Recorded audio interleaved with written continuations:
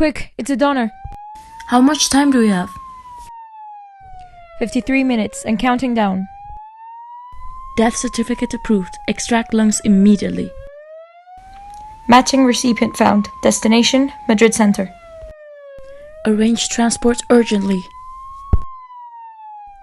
Transport by air, impossible. Null visibility. Transport by land, impossible. Huge traffic jam.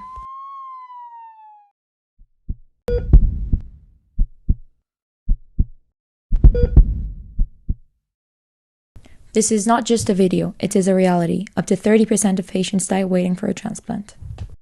Organ donation rate is decelerating. We must maximize every organ. But how?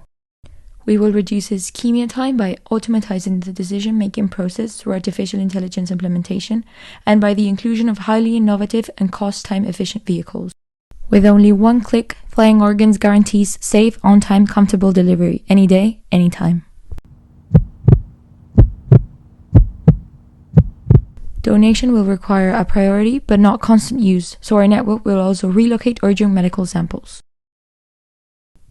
Our transportation network is coordinated by artificial intelligence. This provides the most optimal route and vehicle while saving time and money with environmentally friendly solutions.